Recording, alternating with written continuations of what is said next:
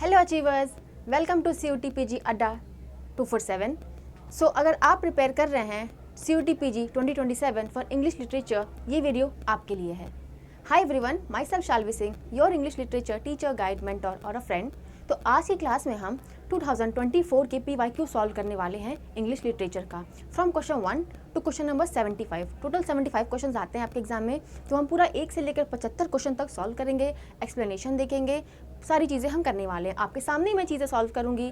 Chrono के questions हो गए, मैच द कॉलम हो गया, एजर्सन रीजन हो गया, एवरीथिंग। सो बिना टाइम वेस्ट करते हुए वीडियो को स्टार्ट करते हैं। चलो, तो हमारा first question match the column का आ गया। मैच द कॉलम के क्वेश्चंस तो भर भर के आने वाले हैं, ये तो फिक्स है। तो हमारे इधर है वर्क्स और इधर है जॉनराज। हमें वर्क्स को जॉनराज से मैच करना है। Paradise Lost, Porphyria's Lover, King Lear and the Dunciad. तो इफ़ वी ऑल नो कि पैराडाइज लॉस्ट जो है हमारा एपिक है। क्या है हमारा? एपिक। तो हम 1A को मैच करेंगे थर्ड से। तो हमारा A मैच हो रहा है थर्ड से। तो option number third and option number 1 में हम A का थर्ड साफ साफ दिखाई दे रहा है। और अगर हम बात करें पोर्फिरियाज लवर, तो ये हमारा रॉबर्ट ब्राउनिंग का वर्क है। तो ये ड्रामेटिक मोनोलॉग हो गया आपका। तो B का 1, तो A का थर्ड, B का 1।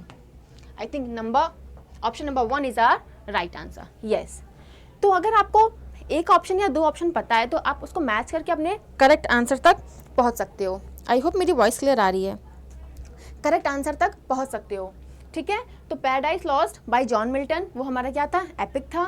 पोर्फिरियाज लवर बाय रॉबर्ट ब्राउनिंग हमारा क्या था? ड्रामेटिक मोनोलॉग था।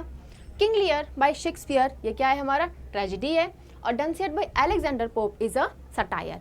सब पढ़ने की जरूरत नहीं है, 2 ऑप्शन से हम राइट आंसर पे पहुंच गए। तो अगर 2 ऑप्शन से राइट आंसर पे पहुंच रहे हो तो एग्जाम में टाइम वेस्ट मत करना, ठीक है। चलो, in T.S. Eliot's poem The Love Song of J. Alfred Prufrock, in the line I should have been a pair of ragged claws scuttling across the floors of silent seas, identify the figure of speech। हमें figure of speech को identify करना है। तो अगर हम देखें तो scuttling, silent और seas, S का साउंड यहाँ रिपीट हो रहा है। तो S का साउंड रिपीट हो रहा है। S क्या है? हमारा कॉन्सोनेंट है। कब आ रहा है? स्टार्टिंग में। यहाँ भी स्टार्टिंग में है, यहाँ भी स्टार्टिंग में, यहाँ भी स्टार्टिंग में है। तो एलिटरेशन तो हमारा होगा ही होगा। तो डी ऑप्शन सारे में है, आप देख सकते हो। और रैग्ड क्लॉज, रैग मतलब फटा हुआ, और क्लॉज यहाँ पे जो है सी एनिमल को रिप्रेजेंट कर रहा है। क्लॉज मतलब पंजे होते हैं। तो क्लॉज जो है एक पूरे एनिमल को रिप्रेजेंट, एनिमल कह लो, हाँ एनिमल को रिप्रेजेंट कर रहा है। सी एनिमल्स को, क्रैब्स वगैरह को रिप्रेजेंट कर रहा है। क्योंकि तो एक पार्ट है जो होल को रिप्रेजेंट कर रहा है। तो ये कौन सा फिगर ऑफ स्पीच हो गया? ये साइनैक्डोशी हो गया। तो साइनैक्डोशी प्लस एलिटरेशन, तो हमारा C एंड D यहाँ पे राइट आंसर हो जाएगा। मेटोनिमी नहीं है यहाँ पे और पैराडॉक्स भी नहीं है, ठीक है। तो साइनैक्डोशी मैं बता चुकी हूँ कि clause representing the whole creature, ठीक है। और एलिटरेशन है स्कटलिंग, साइलेंट और सीज में। क्लियर? चलो, तो now question number third. Who out of the following are the seminal thinkers of Enlightenment age. हमें बताना है कि इनलाइटनमेंट एज का सेमिनल थिंकर कौन है। Julia Kristeva, Michael Foucault, Immanuel Kant and Rene Descartes. तो वी ऑल नो कि हमारे ये 2 जो राइटर्स हैं वो थिंकर्स या राइटर्स हैं, वो हमारे एनलाइटनमेंट एज के राइटर्स हैं। So option C and D are the correct answer. हमारी जूलिया क्रिस्टीवा और माइकल फूको इनलाइटनमेंट एज से बिलोंग नहीं करते हैं। क्लियर? इनलाइटनमेंट एज आपका 17 to 18 सेंचुरी में है, ठीक है। Immanuel Kant and Rene Descartes as the seminal thinker, और हमारी जूलिया क्रिस्टीवा और Michael Foucault are 20th century post structuralist or post modernist thinkers, not from enlightenment age। Clear? तो as में कौन से राइटर्स, कौन से ऑथर्स, कौन से थिंकर्स बिलोंग करते हैं, ऐसे क्वेश्चंस भी आप देख रहे हो। तो एक पैटर्न समझते चलो पेपर का कि किस पैटर्न में पेपर आता है। आपने देखा कि मैच द कॉलम आया, फिगर ऑफ स्पीच से क्वेश्चन आया, थिंकर्स को मैच करना था। अब हम आ चुके हैं अपने क्रोनोलॉजी के क्वेश्चन पे। तो आप देखो कैसे पैटर्न आ रहा है कि मतलब क्रोनो के क्वेश्चन इंपॉर्टेंट है आपके लिए। मैच द कॉलम दे देगा आपको, फिर ऑथर्स को पता है कि किस एज के हैं, तो वैसे क्वेश्चन आ सकते हैं। एजर्शन रीजन के क्वेश्चन आएंगे। तो थोड़ा पैटर्न को समझते चलो, ठीक है। अब हमें विलियम शेक्सपियर के कॉमेडीज को बताना है, लगाना है क्रोनो में, ठीक है। The tempest, as you like it, the taming of the shrew और अमिड समर नाइट ड्रीम्स। तो अगर इफ यू नो कि जो टेम्पेस्ट है वो शेक्सपियर का लास्ट वर्क है, कौन सा वर्क है? लास्ट वर्क है। तो अगर हम ए को लास्ट में देखें तो ऐसा कौन सा ऑप्शन है? ऑप्शन 4, तो यही हमारा करेक्ट ऑप्शन हो जाएगा। क्लियर? तो शेक्सपियर की बस एक ये ट्रिक है, एक हुक्म है ट्रिक, वो तो लर्न करने के, वो क्रोनो की नहीं है कि H for Hamlet, O for Othello, K for King Lear, M for Macbeth. और एक ये ट्रिक है कि शेक्सपियर की क्रोनो जब भी आए आपको पता होना चाहिए कि टेम्पेस्ट उनका लास्ट वर्क है। तो मेनली ऑप्शन में ऐसे आ जाता है कि टेम्पेस्ट को लास्ट पे रख देते हैं, तो हम क्रोनो में टेम्पेस्ट को लास्ट पे रख देंगे और बाकी वर्क्स का ईयर देख लेंगे, ठीक है। अगर बाकी चीज़ों के ईयर नहीं भी याद हैं तो कोई बात नहीं, बट थोड़ा सा एक दिमाग में पैटर्न लेके चलो। The trimming of the Shrew 1592 में, a Midsummer Night Dream 95 to 96, As you like It 1599 to 1600 और द टेम्पेस्ट 1610 to 1611। क्लियर? चलो question number 5, select the traditional definition of the ballad from the following. ये आपके literary genre से question आ चुका है, literary term से question आ चुका है। अब आपको बताना है कि बैलेड का ट्रेडिशनल डेफिनेशन क्या है, व्हाट इज बैलेड। तो बैलेड एक ऐसी पोयम होती है जिसे हम गा के सुनाते हैं, ठीक है। जैसे कि पहले के ज़माने में या फिर अभी भी आपकी दादी और नानी आपको कोई भी जो कहानियाँ होती थी वो गा के सुनाती थी। कोई ऐसा गाना जिसमें पूरी स्टोरी है, जैसे एक मूवी थी रॉकस्टार, तो उसमें एक गाना है हवा हवा, तो वो जो गाना है वो एक तरीके का बैलेड है, बिकॉज उसमें एक पूरी स्टोरी सुनाई गई है किंग और क्वीन की। आप वो गाना सुनना तो आपको समझ में आएगा कि बैलेड क्या है, ठीक है। चलो, तो a long lyric poem serious in subject and treatment, evaluated in style and elaborate in its stanzic structure. No, this is not the definition of ballad. A song transmitted orally that tells a story. हमें अपना right answer मिल गया। Clear? आगे भी देख लेते हैं। A poem written in alternating hexameter and pentameter lines to refer to a subject, a matter of change and loss. No, change और loss की बात हो रही है तो मे बी ये एलिजी की बातें हो रही हैं। Any fairly short poem consisting of the utterance by single speaker who expresses a state of mind or a process of perception, thought and feeling. तो ये ड्रामेटिक मोनोलॉग का डेफिनेशन है, ठीक है। तो हमारा राइट आंसर है ऑप्शन नंबर 2। क्लियर? चलो question number 6, match the column आ चुका है हमारा। ये कुछ कॉन्सेप्ट्स हैं और हमें उनके ओरिजिनेटर से मैच करना है। तो dissociation of sensibility, negative capability, intentional fallacy and mimesis. तो वी ऑल नो कि हमारी नेगेटिव कैपेबिलिटी जो है वो जाती है हमारे जॉन कीथ से, तो बी का है 4 हो जाएगा। तो बी का 4 ऑप्शन नंबर 1, ठीक है, हो गया। तो एक ऑप्शन से हमने राइट आंसर पकड़ लिया, लेकिन ये बहुत ही फेमस कंसेप्ट्स हैं। इसके ओरिजिनेटर कौन थे और इसका कंसेप्ट क्या है ये आपको पता होना चाहिए। आप COTPG में इसमें तुक्का नहीं लगा सकते हो। ऐसे तो आपका एक आंसर आ गया बट तुक्का नहीं लगाना है आपको। तो डिसोसिएशन ऑफ सेंसिबिलिटी हमारा जाता है TS एलियट को। नेगेटिव कैपेबिलिटी किसने कॉइन किया था? जॉन कीट्स ने। इंटेंशनल फैलेसी विमसर्ट एंड बियर्डस्ली और माइमेसिस इज बाय एरिस्टोटल। क्लियर? बता दिया मैंने, ये क्लियर कर दिया है, ठीक है। Now let's move to question number 7। Which of the following is the correct rhyme scheme of Petrarchan sonnet. हमें पेट्रार्कन सोनेट का राइम स्कीम बताना है, ठीक है। तो Petrarchan sonnet ABAB, ABBA, ABBA, CDC, CDC, ABB, ABBA, ABBA, BCD, BCD। तो नहीं, I think third option आपका करेक्ट आंसर है। यस, ठीक है। तो हमारा जो पेट्रार्कन सोनेट है उसकी राइम स्कीम क्या है? उसकी राइम स्कीम है A B B A, ठीक है। फिर A B B A, ठीक है। फिर C D C D C D C D. Am I right? Yes, ठीक है। तो ऐसे याद कर सकते हो, ABBA ABBA, C D C D C D. Clear? और आपका जो ये ऑप्शन है A B C D E F G G, ये आपका क्या है? ये आपका शेक्सपियरियन सोनेट है। क्या है आपका? लिख दूं यहाँ पे मैं, ये आपका है शेक्सपियरियन सोनेट। क्लियर?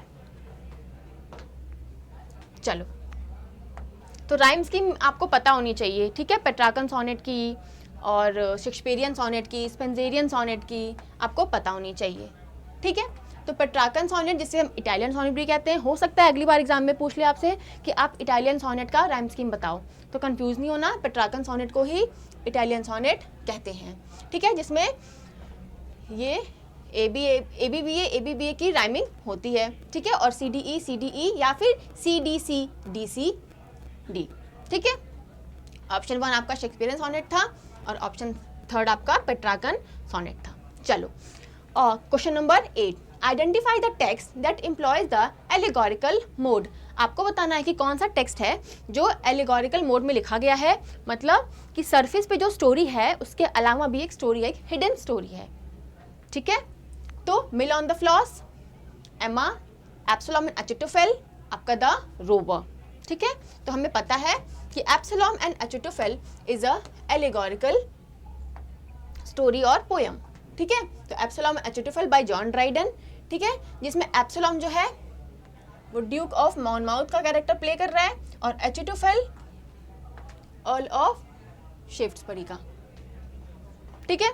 क्लियर? तो क्या था ये? हाँ, एप्सिलॉन एंड अचिटोफेल।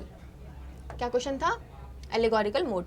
तो आपसे पूछ रहा है कि एलिगोरिकल मोड में क्या था, तो एलेगरी क्या है? एलेगरी एक ऐसा टर्म है या फिर एक ऐसी जॉनरा है जो पोयम होता है या फिर जो स्टोरी होती है उसका एक डीपर मीनिंग भी होता है, एक हिडन मीनिंग भी होता है। सब कुछ तो नॉर्मल चल रहा है, बट वी ऑल नो कि उसका एक डीपर मीनिंग भी है, ठीक है।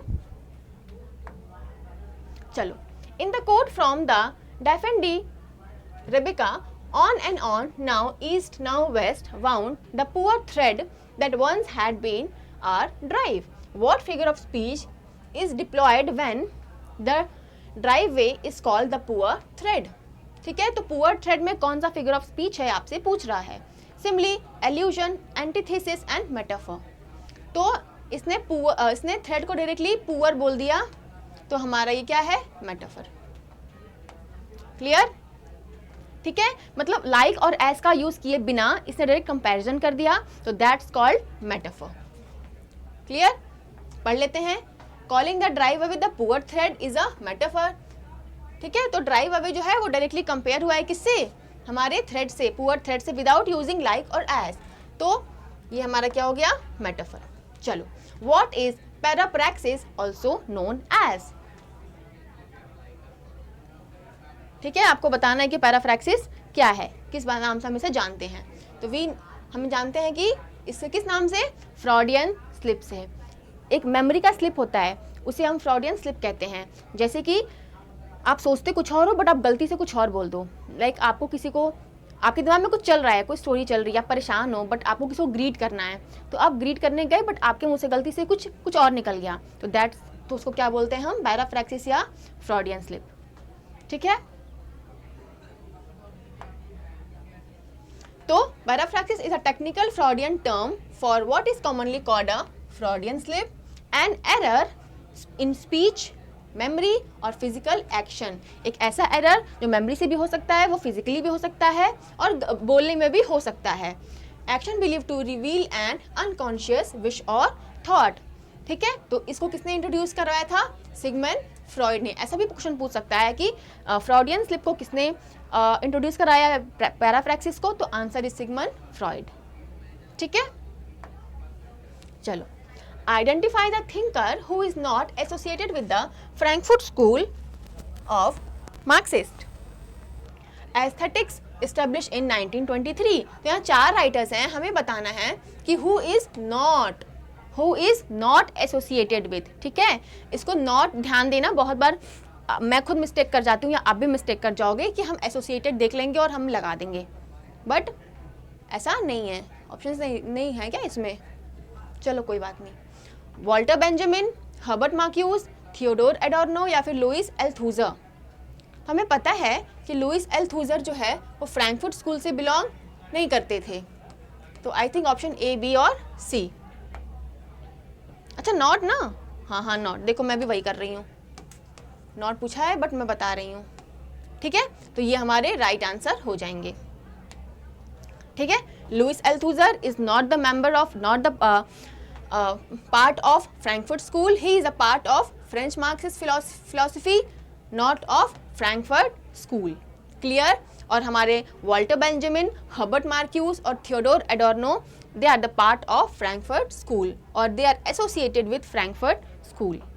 क्लियर है, आगे बढ़ते हैं। ठीक है, question number 12, identify statements true for a creature feminine from Cixous the life of Medusa. हमें एलिन श्रीजू का एक वर्क है, हाँ, द लाइफ ऑफ मेड्यूसा, हमें बताना है कि ट्रू स्टेटमेंट क्या है फॉर ए क्रीचर फेमिनिन। ठीक है, neither theory nor theorizable conceived of as a future if not utopian practice. Women must write their bodies, write their desires and so unleash their power. This writing will confirm and realize for women a place in the symbolic. The writing will liberate the immense resource of the unconscious.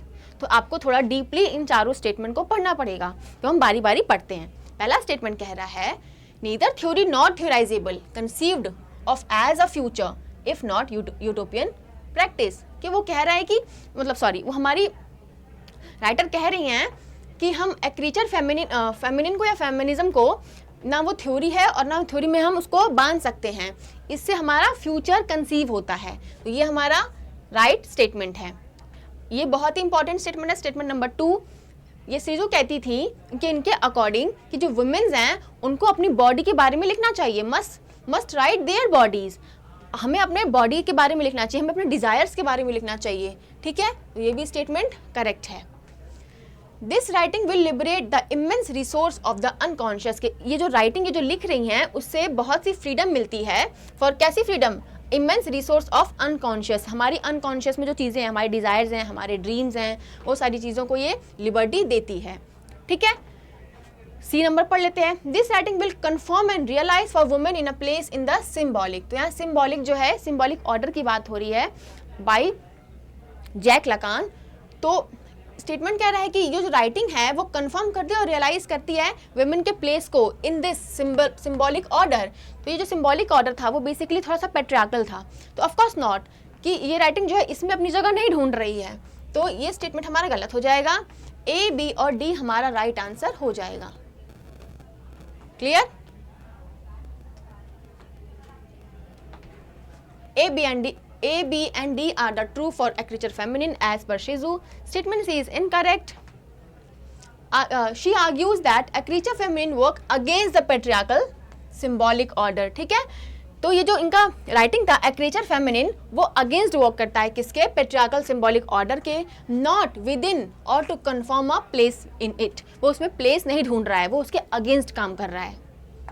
चलो, identify the correct chronological order of the following theoretical movement, oldest first। ठीक है, structuralism, new criticism, post colonialism, feminist criticism, हमें इसे Chrono में लगाना है।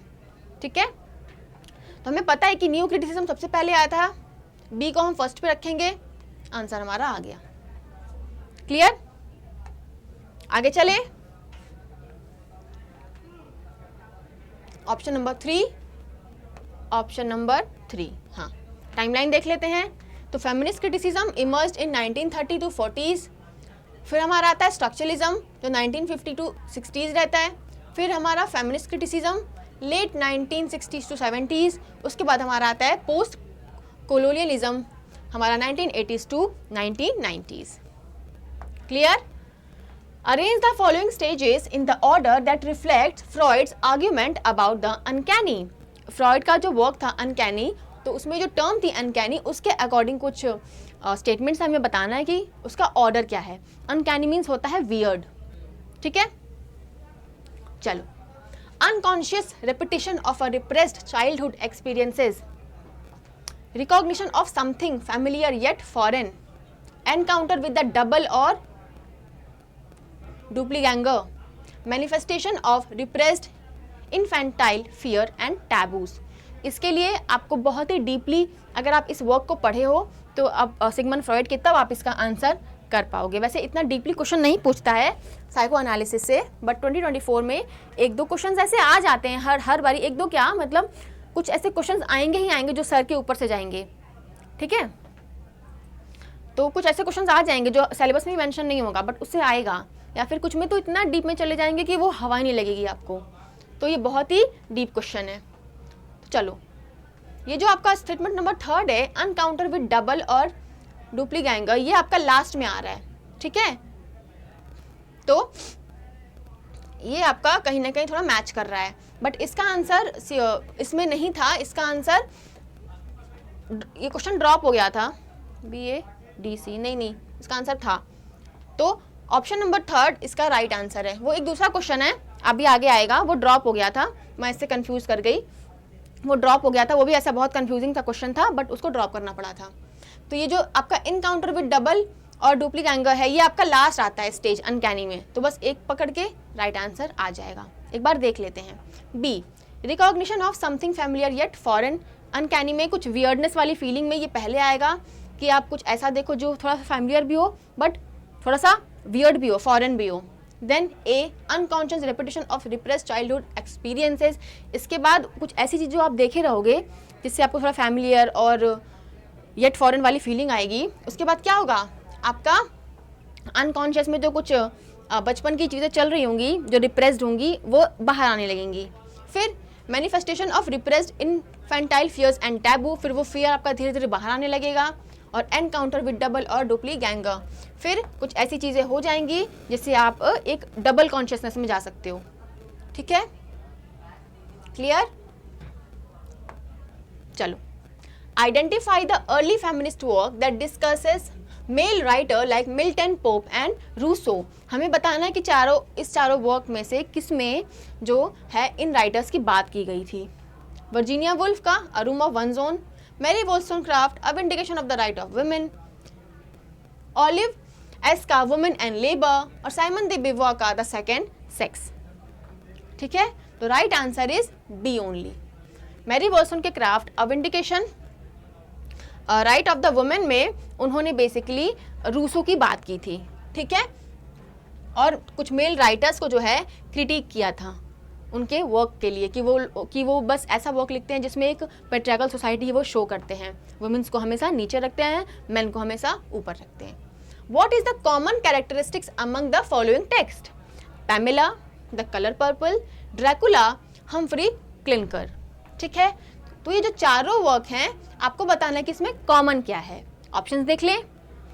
तो they all are examples of gothic literature, they were all published in the same decade, all of them have a female protagonist, they all are written in epistolary mode. So the right answer is this, ठीक है, I think yes. तो जो चारों work है आपका वो epistolary mode में लिखा गया है। What is epistolary mode? मतलब उसमें बेसिकली पूरी स्टोरी हमें लेटर्स या फिर हमें डायरी के फॉर्म में देखने को मिलती है। Pamela by Richardson, Colour Purple by Walker, Dracula by Stoker और Humphry Clinker by Smollett are written in epistolary form, ठीक है, जिसमें लेटर्स के फॉर्म में रहता है। पैमेला वाली स्टोरी में जो पैमेला है वो लेटर लिखती है अपने सिस्टर को और हमें उस लेटर से उसकी सारी स्टोरी पता चलती है, ठीक है। ना ही ये सारे गॉथिक लिटरेचर है, ना ही ये सेम डिकेड में पब्लिश हुए थे और ना ही इन चारों में फीमेल प्रोटैगनिस्ट है। क्लियर? समझ में आ रही हैं चीजें? चलो, मैच द कॉलम आ गया लिस्ट 1 से लिस्ट 2 का। गिरीश कर्नर, हबीब तनवीर, बादल सरकार या फिर मोहन राकेश, ये चारों वर्क है। तो गिरीश कर्नार का वर्क है नागा मंडला, ठीक है, तो ए का थर्ड, ए का फोर्थ, ए का फोर्थ, ए का फोर्थ, ये हमारा आंसर नहीं है। आषाढ़ का एक दिन, आषाढ़ का एक दिन, ये जो है मोहन राकेश ने लिखा था, तो डी का वन, डी का वन, फोर्थ, ठीक है, फोर्थ, यस। तो दो आंसर से हम राइट आंसर तक पहुंच गए। गिरीश कर्नाड ने लिखा था नागा मंडला, हबीब तनवीर ने लिखा था चरणदास चोर, बादल सरकार का इबंग इंद्रजीत और मोहन राकेश का आषाढ़ का एक दिन। चलो, which of the following is written by African American author Octavia Butler. 4 work हैं, आपको बताना है कि अफ्रीकन अमेरिकन राइटर ने इसमें से कौन सा वर्क लिखा। अब ये वही क्वेश्चन है जो आप में भी तुक्का मार सकते हो, क्योंकि अब सिलेबस में हमारे क्या दिया हुआ है, इंडियन लिटरेचर और British literature mainly, African American या फिर ऑस्ट्रेलियन लिटरेचर नहीं दिया हुआ है। बट कुछ ऐसे क्वेश्चंस आ जाएंगे जो बहुत ही अलग चले जाएंगे सिलेबस से, तो इसमें आप तुक्का मार सकते हो, ठीक है, या फिर अगर आपको नॉलेज है तो फिर बहुत अच्छी बात है। तो Fledgling, the Left Hand of Darkness, Parable of the Snow, the One who Walk Away from Omelas. तो फ्लेडगिंग और the Parable of the Sower, इनका वर्क है ANC, यस, ANC। और जो बाकी के 2 वर्क हैं वो उर्सुला KL ग्यूइन का वर्क है। इसको बस आप एज अ फैक्ट पढ़ लो, आई एम नॉट सेइंग कि रटने की जरूरत है। चलो, in which absurdist play first written in French as fin de partie would you find following characters Hamm, Clov, Nagg and Nell. कौन से प्ले में इन चारों का कैरेक्टर हमें देखने को मिलता है, ठीक है। और ये जो प्ले है वो पहले फ्रेंच में लिखा गया था, जिसका नाम है fin de partie. Okay, play, end game, waiting for Godot, happy days. तो राइट आंसर है हमारा प्ले, नहीं सॉरी, राइट आंसर है हमारा एंड गेम, ठीक है। अब इतना डीप क्वेश्चन पूछ देगा कि कौन सा प्ले जो पहले फ्रेंच में लिखा गया था उसका नाम ये था और कैरेक्टर्स ये थे, तो मैं भी कंफ्यूज हो गई, आप भी हो जाओगे, ठीक है। तो हमारा राइट आंसर है एंड गेम। आप इसको पढ़ लेना। हमें इतना पता था कि ये इसका वर्क तो नहीं है, वेटिंग फॉर गोडो का वर्क तो के कैरेक्टर्स तो बिल्कुल भी नहीं है, ठीक है। तो end game, fin de partie in French by Samuel Beckett features Hamm, Clov, Nagg और नेल। चलो, identify the poet of the poem like background casually, the railway of clerk, goodbye party for Miss Pushpa TS। ये बहुत famous poem है, goodbye party for Miss Pushpa TS। तो these all poem are by Nissim Ezekiel. ये बहुत easy question है। चलो चले आगे। Who is the author of 2014 novel the Black Hill? Janice Pariat, ममंग दई, रस्किन बॉन्ड या फिर गीव पटेल? तो the right answer is Janice Pariat, I think, yes, Janice Pariat is the writer of Black Hill 2014। Clear? ये कहाँ से थे? मेघालय से थे। The novel explore life in Khasi hill. Novel क्या एक्सप्लोर कर रहा है? लाइफ इन खासी हिल। ये भी आप एज अ फैक्ट लर्न कर लो कि तो 2024 में क्वेश्चन आया है कि ये प्ले किसने लिखा था, तो आपसे प्ले की सेटिंग पूछ सकता है या पूछ सकता है कि इस प्ले में क्या एक्सप्लोर किया गया था, तो यहाँ से आप उसको पढ़ सकते हो। चलो, which famous author film maker was also the editor of the children's magazine Sandesh? Sukumar राय, सत्यजीत रे, लीला रे या फिर रंगाराव? तो हमारा राइट आंसर है सत्यजीत रे। ठीक है, ऑप्शन 2 सत्यजीत रे। तो कुछ फैक्ट्स पढ़ लेते हैं इसके बारे में। सत्यजीत रे, the legendary Bengali film maker, was also a writer and illustrator. He edited children's magazine Sandesh, which was originally founded by his grandfather Upendra Kishore Ray. तो आप इसको याद कर लो कि इसको फाउंड किसने किया था, तो founded by his grandfather Upendra Kishore Ray, और उनका पूरा क्या नाम है, उपेंद्र किशोर रे चौधरी। सत्यजीत ने इसे कब लिया था इनसे, 1961 में। ये एक एक्स्ट्रा फैक्ट है, आप इसको लर्न करो। ये क्वेश्चन आ गया 2024 में कि इसमें से किसने लिखा था या एडिट किया था, तो ये भी पूछ सकता है कि इसके फाउंडर कौन थे। तो एक एक्स्ट्रा फैक्ट हमें मिल गया लर्न करने के लिए। Identify the author of the autobiographical text the man who would be queen. Autobiography fiction है, 4 ऑप्शन है, होशंग मर्चेंट, आर राजराव, विक्रम सेठ या देवदत्त पटनायक। 4 ऑप्शन है हमारा, कौन सा वर्क है, the man who would be queen. Right answer is Hoshang merchant. ठीक है, पढ़ लेते हैं इसके बारे में थोड़ा सा। तो ये जो है होशंग मर्चेंट ने लिखा है, ये कैसा वर्क है आपका, अ Pioneer queer Indian writer and editor. और ये जो वर्क है आपका, ये क्वियर लिटरेचर का एक बहुत ही नोन वर्क है, फेमस वर्क है। ठीक है, और is the editor of anthology Yaarana gay writing from India. तो ये जो हमारे राइटर हैं होशंग मर्चेंट, इन्हें हम इस वर्क के लिए जानते हैं, क्या था, a man who would be the queen.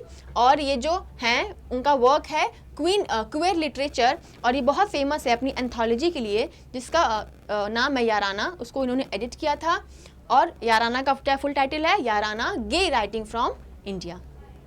ठीक है, चलो मैच द कॉलम आ चुका है हमारा। ये कुछ वर्क्स हैं, हमें इन्हें इसके राइटर से मैच करना है।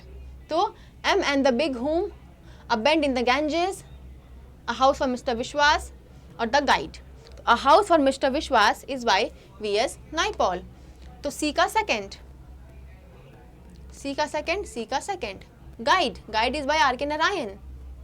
डी का फर्स्ट। ठीक है, तो हमारा M in the bang home is written by Jerry Pinto, और band in the Ganges is by Manohar Malgonkar. ठीक है, ये तो बहुत ही सेमिनल टेक्स्ट है, आपको ये लर्न होना चाहिए। Arrange the following Khushwant Singh novel in ascending order of publication. ठीक है, क्रोनो का क्वेश्चन आ चुका है, किसका, खुशवंत सिंह का। तो खुशवंत सिंह आपके लिए देख लीजिए कितने इंपॉर्टेंट है कि इनके वर्क का क्रोनो भी आ रहा है। A train to Pakistan, Delhi, a novel, I shall not hear the nightingale, the company of women. तो वी ऑल नो कि ट्रेन टू पाकिस्तान इनका पहले का वर्क है। देखो चारों ऑप्शन में एक दे दिया है, ये तो खत्म है ऑप्शन, तुम तुक्का मारो इसमें। आपके एग्जामिनर ने बोला है कि तुम बहुत स्ट्रैटेजी लगा रहे हो, हुक दिमाग में बैठा ले रहे हो कि ये पहले आएगा तो उसको पहले लगा दे रहे हो। अब जो पहला आपको पता है कि ट्रेन टू पाकिस्तान पहले पब्लिश हुआ है, तो मैं चारों ऑप्शन में दे देता हूँ पहले पब्लिश हुआ है। अब तुम लगाओ तुक्का। Delhi, a novel, I shall not hear the nightingale, the company of women. ठीक है, तो इनका जो वर्क है, मैं खुद कंफ्यूज हो रही हूँ, Delhi, a novel, I shall not hear the nightingale, तो शायद ए के बाद आपका आएगा सी। आई थिंक यस, मैं भी तुक्का मारती वैसे इसमें, बट सही हो जाता हमारा आंसर। ठीक है, तो 1956 का आपका ट्रेन टू पाकिस्तान है। I shall not hear the nightingale 1959, Delhi, a novel 1990, the company of women 1999। मुझे बस एक थोड़ा सा पैटर्न पता था कि द कंपनी ऑफ वुमेन थोड़ा लास्ट का वर्क है इनका, तो बस मैंने तुक्का मार दिया।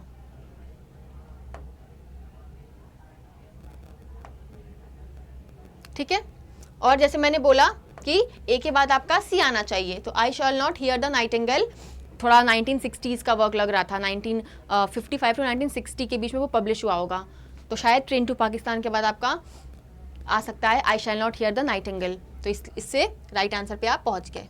ठीक है, चलो question number 26, which Mahesh Dattani play published in 1919 deals with the theme of gender and disability.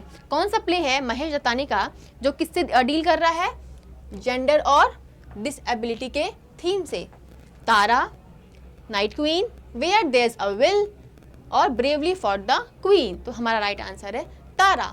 इसमें 2 ट्विंस की स्टोरी है, तारा और उसके भाई की, और इसका मेन थीम है जेंडर और डिसएबिलिटी। ठीक है, तो the play explores how a conjoined twin girl is treated unfairly compare to her twin brother. तो तारा अपने भाई के साथ जब पैदा हुई थी तो वो दोनों जॉइंट थे, ठीक है। फिर डॉक्टर ने ऑपरेशन वगैरह करके दोनों को अलग किया। तो जो एक ही पैर था, शायद दोनों एक पैर से जॉइंट थे। तो फैमिली ने बोला कि वो जो पैर है वो आप तारा की बॉडी से हटा के भाई के बॉडी पे रहने दो। तो फैमिली ने क्या चूज़ किया, एक जेंडर डिस्क्रिमिनेशन चूज़ किया, तारा को फिजिकली थोड़ा सा डिसेबल कर दिया और उसके भाई को अपलिफ्ट कर दिया, ठीक है। तो it is one of the most celebrated work by Dattani, ठीक है। चलो, which of the following work of magical realism can be accredited to the celebrated author Gabriel Garcia Marquez? हमें बताना है कि इनका कौन सा वर्क है जो मैजिकल रियलिज्म से डील कर रहा है। The like water for chocolate, chronicle of the death foretold, the brief wondrous life of Oscar Wao, a house of the spirits, ठीक है। The right answer is chronicle of the death fort, ठीक है। तो जो बाकी के works हैं वो हमारे गैब्रियल गार्शिया मार्क्वेज के है ही नहीं, बस ये पहला ये जो वर्क है कि Chronicle of a dead foretold, यही उनका एक वर्क ही है, ठीक है। चलो, match the column in Indian literature, Ramdhari Singh Dinkar, Maithili Sharan Gupt, Suryakant Tripathi Nirala और महादेवी वर्मा। तो वी ऑल नो कि महादेवी वर्मा का जो वर्क है वो है हमारा यमा, डी का वन, ये रहा राइट आंसर आपका। और भी देख लें,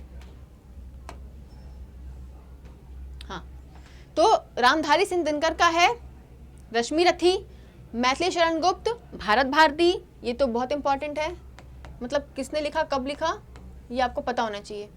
मैथिली शरण गुप्त सूर्यकांत त्रिपाठी निराला का सरोज स्मृति और महादेवी वर्मा का हमारा है यमा। क्लियर? चलो, which of the following are the features of idiolect? It is the particular form of a language specific to a group of performers depending their geographical location. तो हमें किसके बारे में बताना है, इडियोलेक्ट के बारे में बताना है। ये किस में से हमारा क्वेश्चन आ रहा है, लिंग्विस्टिक्स से आ रहा है। लैंग्वेज और लिंग्विस्टिक्स मेंशन भी नहीं है सीयूटीपीजी में, बट फिर भी क्वेश्चंस आ सकते हैं, ठीक है।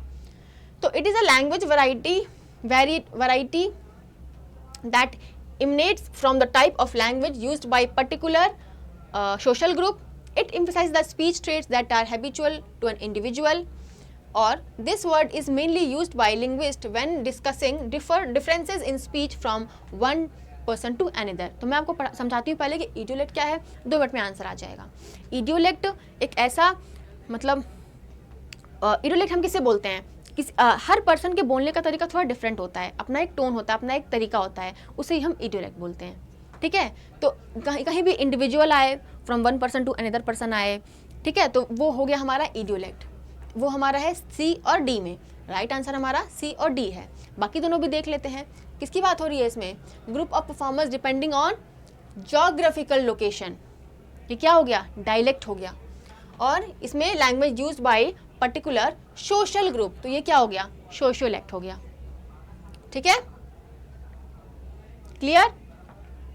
सोशियोलेक्ट था वो और वो था आपका डायलेक्ट, बाकी दोनों आपका इडियोलेक्ट। चलो, question number 30। X is the practice of converting a text from one language into another on the basis of sound. तो X क्या है, एक प्रैक्टिस है। कैसा प्रैक्टिस है, कन्वर्टिंग एक टेक्स्ट को फ्रॉम एक लैंग्वेज से दूसरी लैंग्वेज में, ठीक है। अनलाइक ट्रांसलेशन की तरह नहीं। X doesn't tell you the meaning of the words. X हमें meaning of the words नहीं बताएगा, but it helps you to pronounce them. but ये हमें हेल्प करेगा उसको प्रोनाउंस करने में। हमें मीनिंग नहीं पता चल रही है, हमें बस प्रोनाउंसिएशन पता चल रही है। तो identify the process marked X। तो X क्या, कौन सा प्रोसेस है कि मतलब हमें वर्ड टू वर्ड मीनिंग तो नहीं पता चल रही है, हमें क्या पता चल रहा है कि हमें उसका प्रोनाउंसिएशन पता चल रहा है। तो ये क्या है, सिमेंटिक्स, ट्रांसलिटरेशन, ट्रांसक्रिप्शन, या फिर क्या लिखा है, दिख नहीं रहा इधर, ग्राफोलॉजिकल ट्रांसलेशन। इधर से ना लाइट की रिफ्लेक्शन आती है तो कभी कभी दिखता ही नहीं लिखा क्या है। तो ये हमारा राइट आंसर है, आई थिंक ट्रांसलिटरेशन का, आई थिंक, यस, ठीक है। तो ट्रांसलिटरेशन कैसा प्रोसेस है? Is a process of converting text from one script to another based on phonetic similarity. बस फोनेटिक सिमिलैरिटी से हमें एक लैंग्वेज से दूसरी लैंग्वेज में हम ले जाएंगे, हमें उसके मीनिंग से मतलब नहीं है। साउंड विदाउट कन्वेइंग मीनिंग, हमें मीनिंग से मतलब नहीं है, हम बस उसको एक साउंड से दूसरे साउंड में ले जाएंगे। फॉर एग्जाम्पल कन्वर्टिंग हिंदी नमस्ते टू इंग्लिश टू नमस्ते इन रोमन स्क्रिप्ट। बस उस नमस्ते को हमने रोमन स्क्रिप्ट में नमस्ते कर दिया, बट आधे लोग को मतलब ही नहीं पता होगा। तो the this is distinct from translation which conveys meaning. ये ट्रांसलेशन से बिल्कुल अलग है। ट्रांसलेशन तो मीनिंग भी कन्वे करता है, बट यहाँ सिर्फ प्रोनाउंसिएशन कन्वे हो रही है। क्लियर? चलो, from the following select the text that bears typological similarity to Anna Karenina. हमें बताना है कि एना कैरेनिना से कौन सा टेक्स्ट मैच कर रहा है टाइपोलॉजिकल सिमिलैरिटी के through. War and peace, Mrs Dalloway, god of small thing, madam Bovary. ठीक है, तो हमारा राइट आंसर आ जाएगा मैडम बोवरी। चलो एक्सप्लेनेशन देख ले। Typological similarity refers to similarity arising from comparable social circumstances. दोनों का सोशल सर्कमस्टेंसेस सेम है, एना कैरेनिना और फिर मैडम बोवरी का। Not direct influence, Anna Karenina किसका है? टॉल्स्टॉय का है, और मैडम बोवरी किसका है? फ्लाबर्ट का है। बोथ डील विद एडल्ट्री, दोनों किसके थीम से डील कर रही हैं? एडल्ट्री का थीम है। The constraints of bourgeois society on women और ट्रैजिक फीमेल प्रोटैगनिस्ट हमें दोनों स्टोरीज में दिख रही हैं। Emerging from similar 19th century European social concern, दोनों का सोशल कंसर्न सेम है, दोनों में फीमेल प्रोटैगनिस्ट हैं, दोनों में एडल्ट्री की थीम है।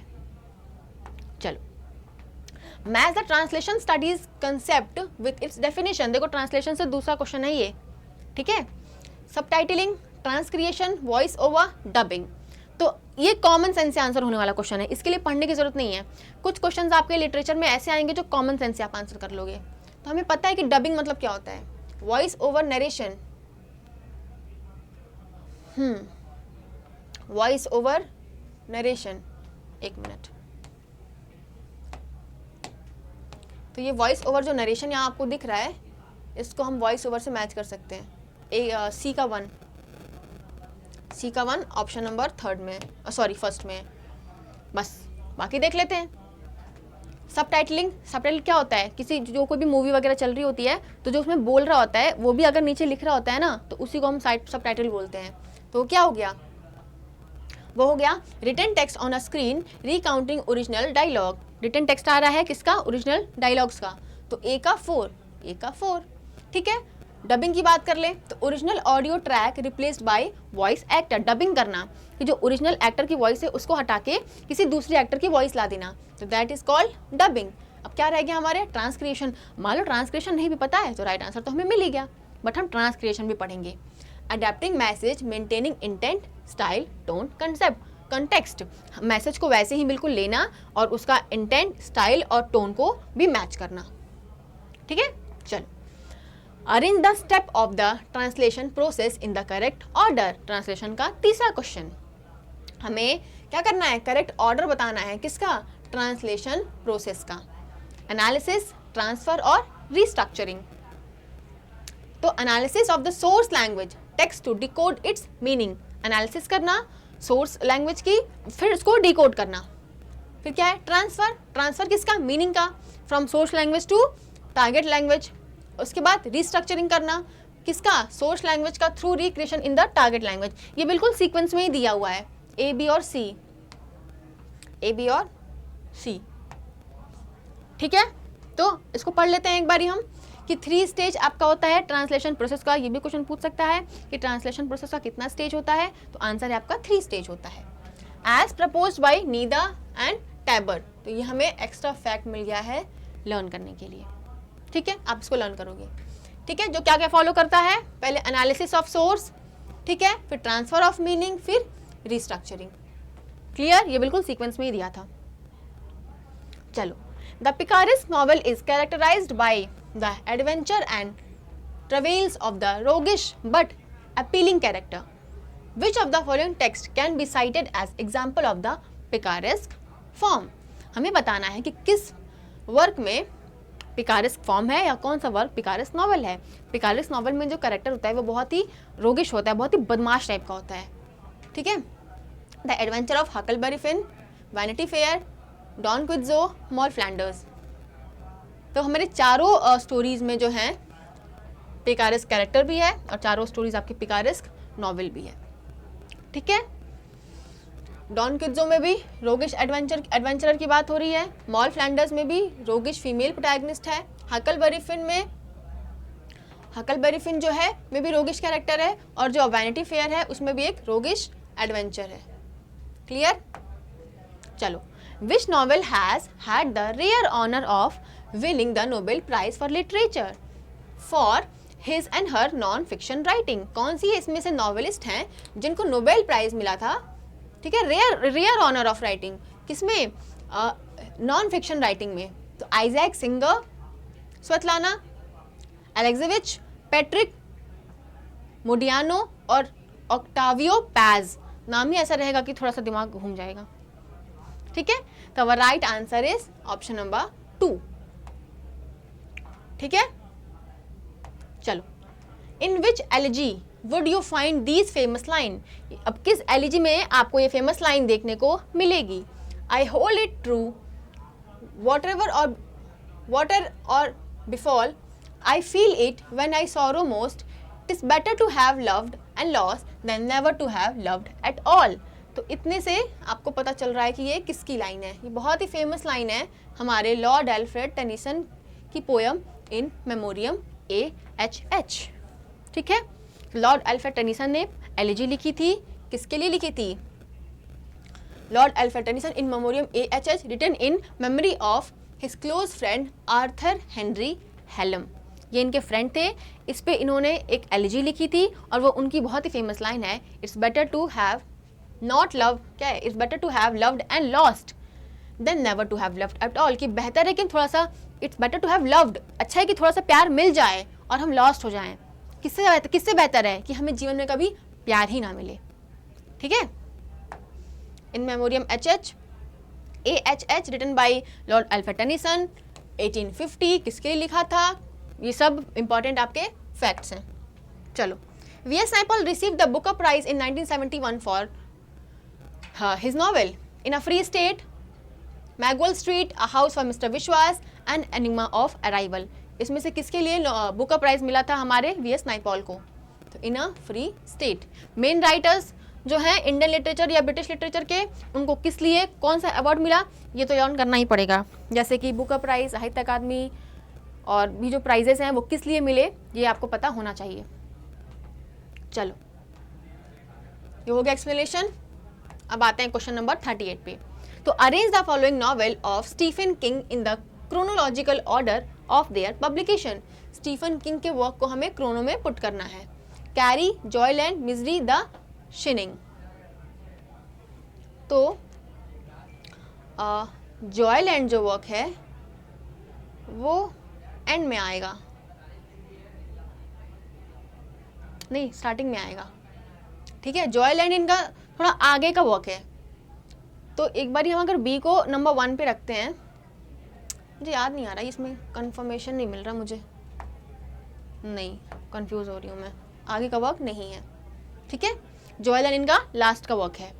तो बी और बी, इसमें ए नंबर दोनों पे ए दिया है, कैरी जो ए पे दोनों है, और ADCB या फिर ACDB। तो हमारा राइट आंसर आ जाएगा ऑप्शन नंबर 2, ठीक है। यही होता है जब बहुत सारे राइटर्स की क्रोनो की वर्क देते हैं और किसी माइनर राइटर का को दे देंगे तो आप कंफ्यूज हो जाओगे, ठीक है। तो कैरी जो है 1974 का है, द शाइनिंग 1977, मिस्री 1987 और जॉयलैंड 2013। मुझे लग रहा था कि जॉयलैंड या तो पहले का है या तो थोड़ा सा आखिरी का है, बट कंफ्यूजन में थी कि पहले का कि आखिरी का था, बट ये आखिरी का था। क्लियर?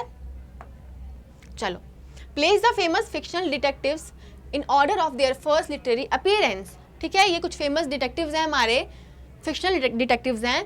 अब हमें क्रोनो में पुट करना है। अब वर्क नहीं दिया है, मतलब वर्क जो है किसके हैं, वो डिटेक्टिव्स के वर्क हैं। व्योमकेश बख्शी, शर्लॉक होम्स, हर्क्यूल्स पॉयरट और ड्यूपॉन्ट। तो हमारा शर्लॉक होम्स सबसे पहले आता है, सब में से, इन दोनों में का, ठीक है। डी दोनों में आ रहा है, ड्यूपॉन्ट, फिर या तो व्योमकेश बख्शी या तो हर्क्यूल पॉइंट्स। फिर तो आपका हाँ व्योमकेश बख्शी या तो फिर Hercule Poirot, I think Byomkesh Bakshi, ठीक है। आई एम नॉट श्योर, नहीं, ठीक है, ये गलत है। राइट आंसर आपका ये होगा।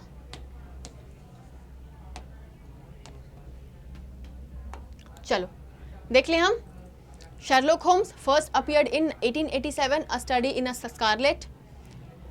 Hercule Poirot first appeared in 1920, The Mysterious Affair of at Style.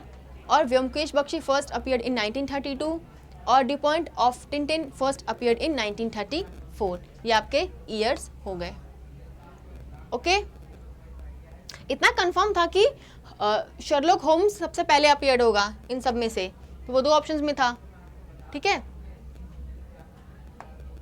चलो, identify the author who is said to have produced the first best seller in Hindi. इन चारों में से who is produce the first best seller in Hindi?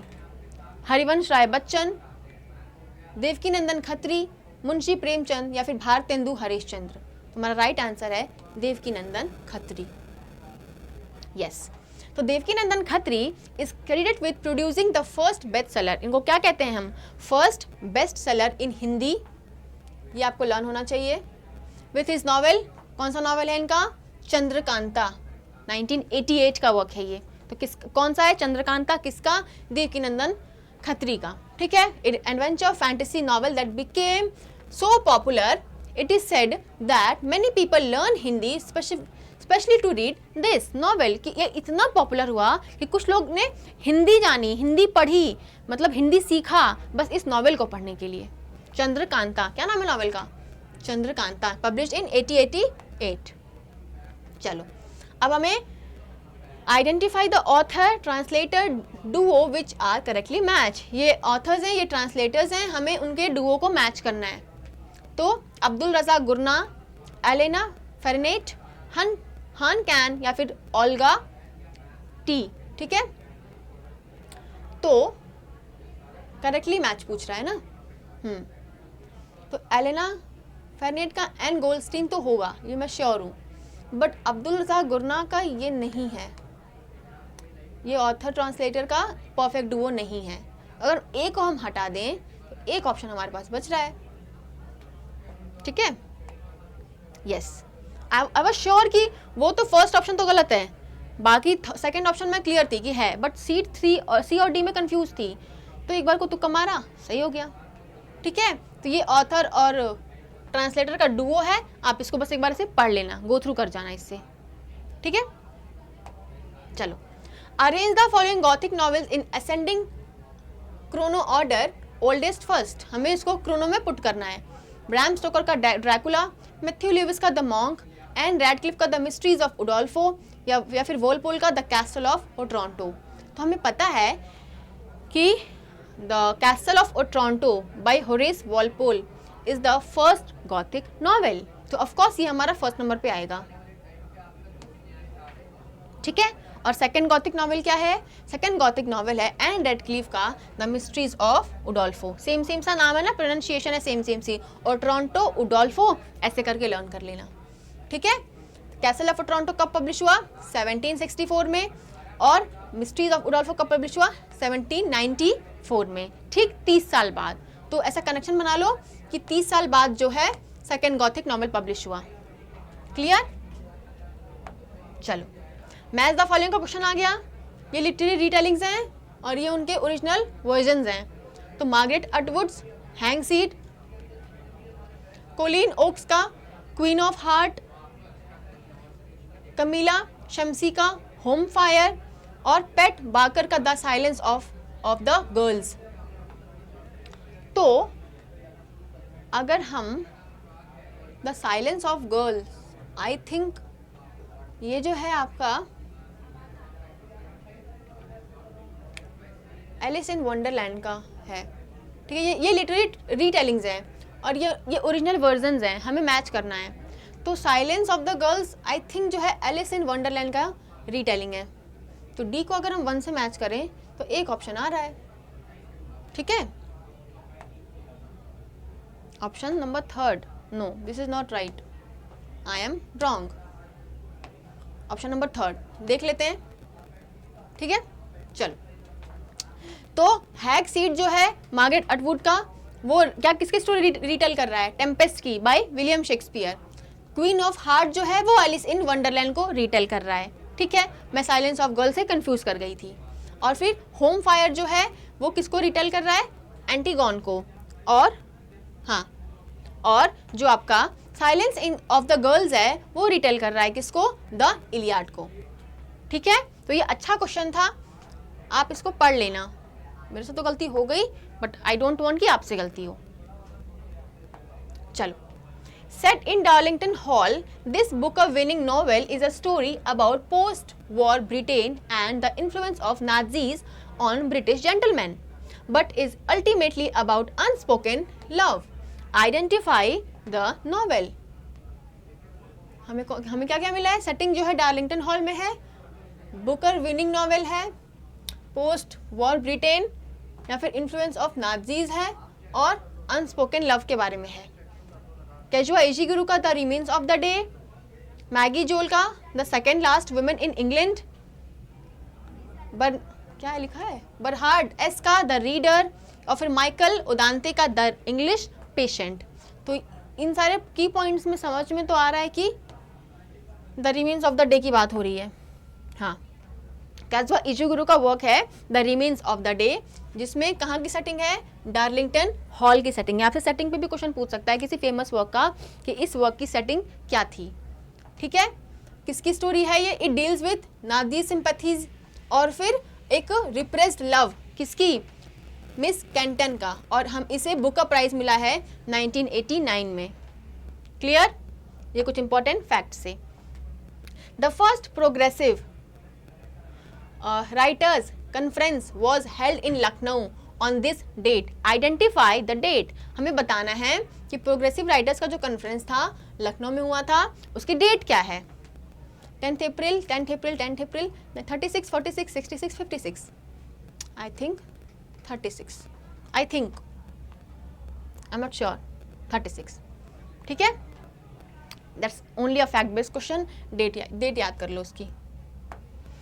चलो, identify the writers associated with the Harlem Renaissance. हमें बताना कि कौन से राइटर्स हर्लिम रेनासा से एसोसिएटेड हैं। Claude McKay, Zora Neale Hurston, William Faulkner, Langston Hughes. तो विलियम फॉकनर नहीं है, सी। क्लियर? विलियम फॉकनर आपके हर्लिम रेनासा से एसोसिएटेड नहीं है। बाकी 3 writers Zora Neale Hurston, Langston Hughes और क्लॉड मैके आपके हर्लिम रेनासा से एसोसिएटेड हैं। Clear? Arrange the Shakespearean tragedies in ascending order of the period of publication. Chrono का क्वेश्चन आ गया। Julius Caesar, Coriolanus, Othello, Titus Andronicus, ठीक है।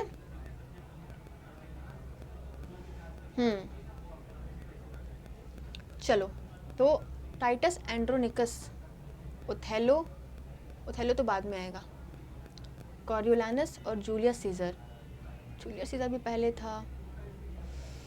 ABCD या फिर DABCB देख लेते हैं। DACB, हाँ ठीक है, DACB, ABCD या DACB। तो टाइटस एंड्रोनिकस आपका पहले आ रहा था। ईयर यहाँ पे आप देख लो। The Titus Andronicus 1594, Julius Caesar 1599, Othello आपका 1603 या 4, कोरियोलानस इज 1607 to 1608 में पब्लिश हुआ, ठीक है। To which famous Indian playwright can the following plays be attributed? Pagla Ghoda, बासी खबर, प्रलाप। ये किसके वर्क्स हैं?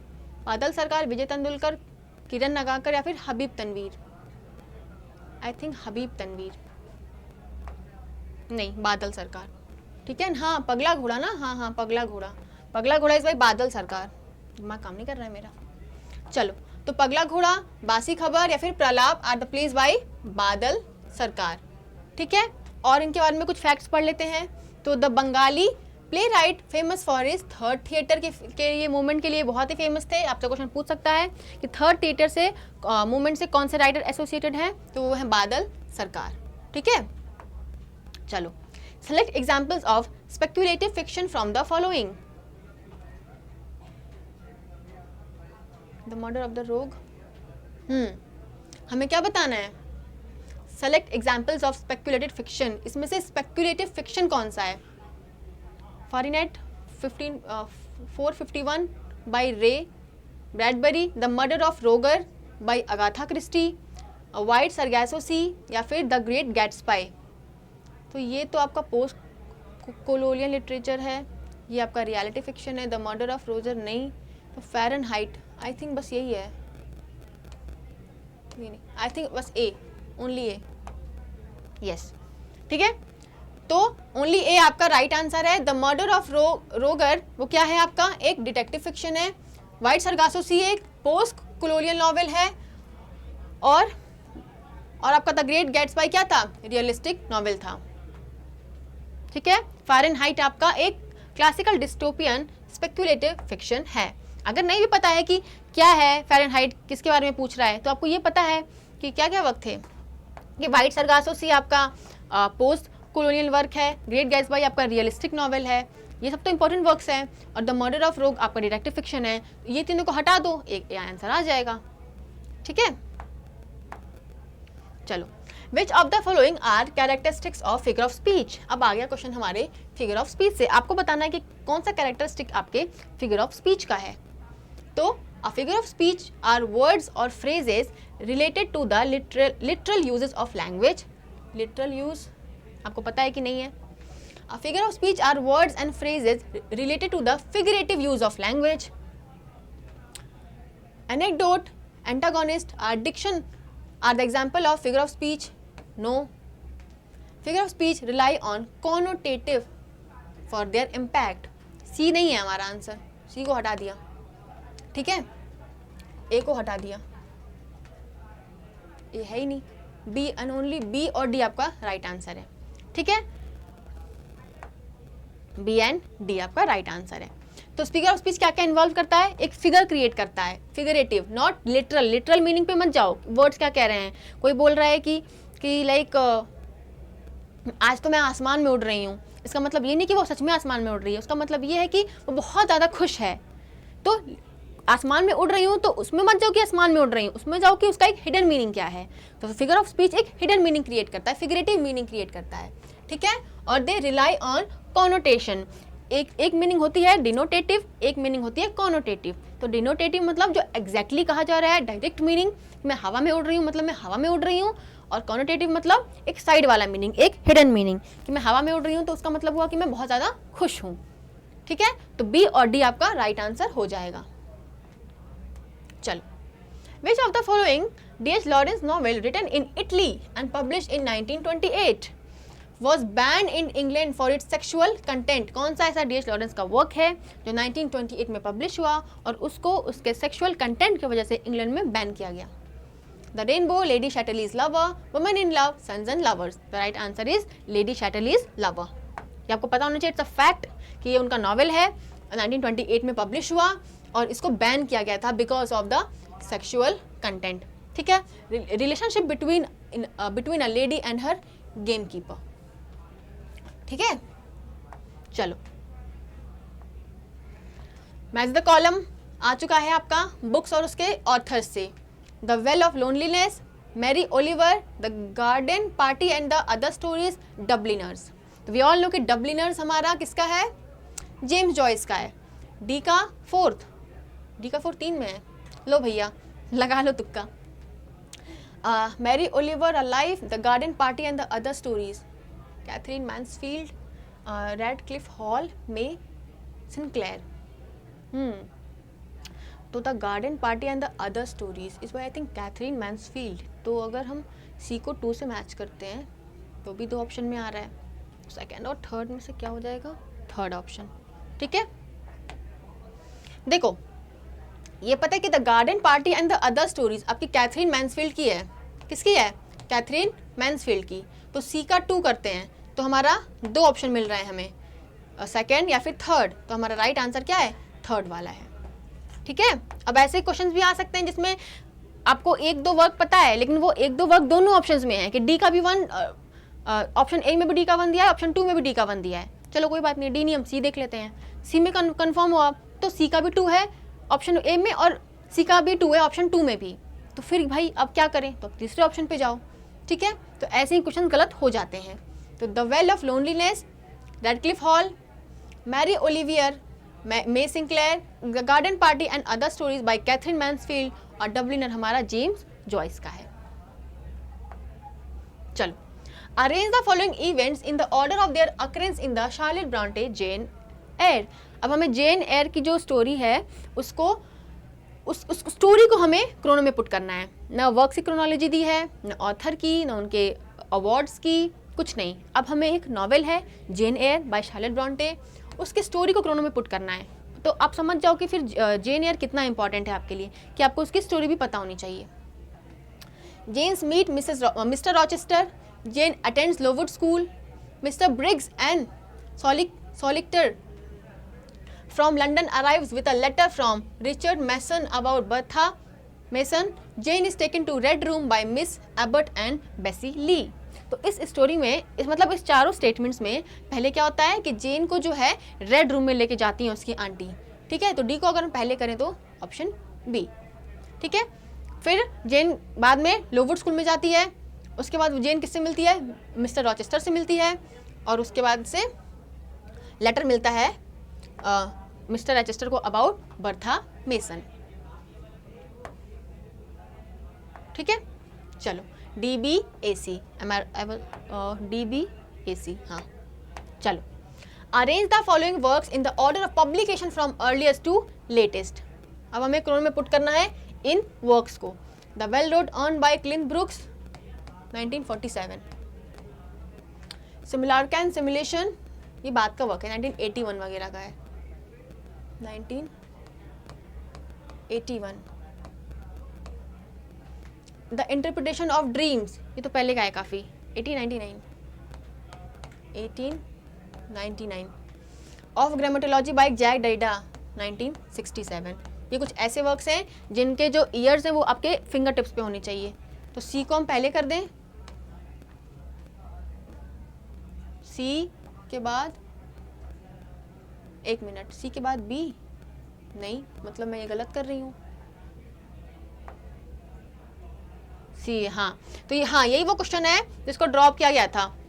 ठीक है, जिसको ड्रॉप किया गया था आई थिंक, क्योंकि इसमें एक भी ऐसे ऑप्शन नहीं है जो राइट आंसर जाएं आपके, ये आपका सही जाएगा। तो आपका आंसर क्या आ रहा है, आपका ये पहले आ रहा है, तो सी, फिर ए, फिर डी, फिर D, C A D B, C A D B. ठीक है, इंटरप्रिटेशन 1900s का है।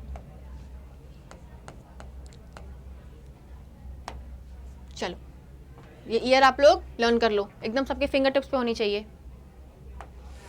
चलो, which of the following comparative literature concept signifying the literary similarity between at least two works that can not be explained by content. Comparative poetics, genetic contact, typological affinity, intermediality. ठीक है, तो comparative literature में ऐसा कौन सा concept है जो signify करता है लिटरेरी सिमिलैरिटी होनी चाहिए दो वर्क्स के बीच, मतलब सिमिलैरिटी होनी चाहिए दो वर्क्स के बीच, लेकिन उसका कॉन्टैक्ट नहीं होना चाहिए। ऐसा नहीं कि वो वर्क उससे इंस्पायर्ड हो, बस एक सिमिलैरिटी होनी चाहिए। तो इसको बोलते हैं हम या तो सेकंड या तो थर्ड, हाँ, टाइपोलॉजिकल एफिनिटी। ठीक है, तो टाइपोलॉजिकल एफिनिटी क्या है, एक सिमिलैरिटी होती है जो किसको रिफर करती है, दो लिटरेरी वर्क्स जिसका थोड़ा बहुत तो कंसेप्ट सेम हो। जैसे पढ़ते हैं इसको, between literary works from different cultures, वो जो लिटरेरी वर्क्स हैं वो डिफरेंट कल्चर से हैं, अलग अलग देश से कह लो, अलग अलग कंट्री से हैं, that can not be explained bye direct influence, उसमें डायरेक्ट इन्फ्लुएंस नहीं है, but arise from a analogous social historical circumstances. ठीक है, मतलब एक थोड़ा सा मतलब झलक देखने को मिले हमें उन दोनों के वर्क में। Genetic content involve direct influence between text, और जेनेटिक कंटेंट क्या है, एक डायरेक्ट इन्फ्लुएंस होना चाहिए टेक्स्ट में। तो मैं जेनेटिक कंटेंट और टाइपोलॉजिकल एफिनिटी में कंफ्यूज थी। अभी क्लियर हो गया कि जेनेटिक कंटेंट में जो है डायरेक्ट इन्फ्लुएंस होता है और इसमें नहीं होता है। क्लियर? चलो, the publication and performance of which work made गोगी wa Thiong'o believe that his theatre work attracted censorship because of its use of local language and its capability to sway a large number of people to a political action। किसकी बात हो रही है?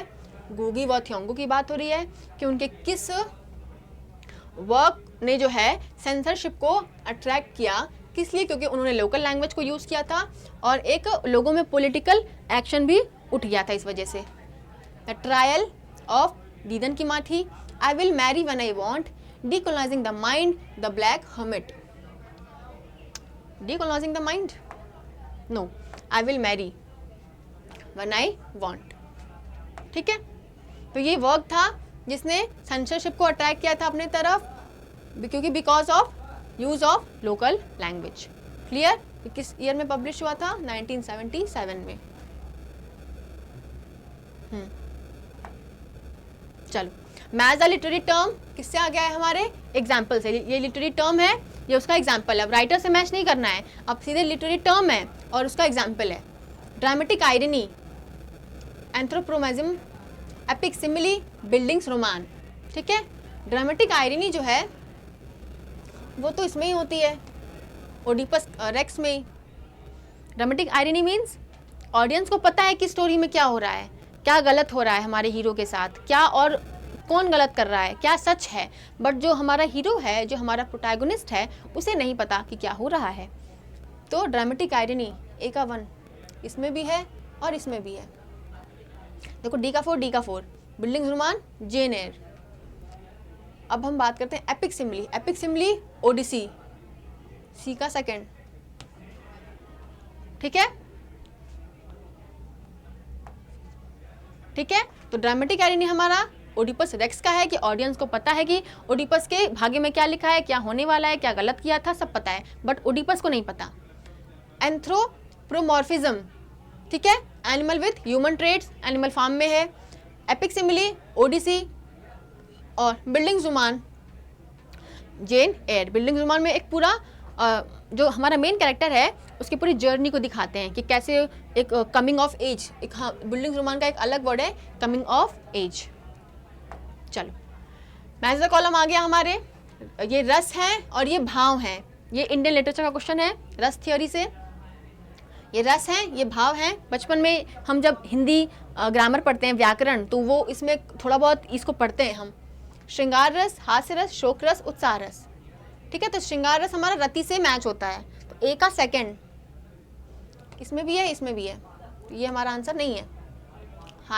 हास्य रस, हास्य, B का 2 सॉरी 3, हाँ बी का 3 नहीं, बी का 4, बी का 4, दोनों में है बी का 4, हाँ बी का 4 दोनों में है। अब हम आ गए शोक पे। शोक हमारा जाएगा करुणा से, तो सी का 1, सी का 1, सी का 3, हाँ सी का 1। ठीक है, पढ़ लें इसको एक बारी। तो हमारा श्रृंगार रस किसे जा रहा है? हमारे रति से। हास्य रस जा रहा है हास्या से। शोक रस जा रहा है हमारा करुणा से, वर्ड्स ही देख लो। और उत्साह रस जा रहा है हमारा वीर रस से। शोक मतलब दुख, करुणा मतलब भी दुख। नहीं पता है आपको अगर इसका करेक्ट आंसर, तो कॉमन सेंस लगा लो ना कि शोक मतलब भी दुख होता है, करुणा मतलब भी दुख होता है। हमारा उत्साह मतलब एक्साइटमेंट, और वीर रस हीरोइज्म, वो भी कहीं कहीं एक्साइटमेंट, उससे भी आ जाएगा आंसर। हास्य और हास्य ये तो सामने सामने से मैच कर रहा है। और श्रृंगार हमारा जा रहा है रति से। ठीक है, चलो, match the Jane Austen novel with their primary female character. Jane Austen बहुत इंपॉर्टेंट है हमारे लिए। उनके कुछ नॉवेल्स हैं और फीमेल कैरेक्टर्स हैं, हमें मैच करना है। Pride and Prejudice, Persuasion, Northanger Abbey, Mansfield Park. तो Pride and Prejudice Elizabeth Bennet, A का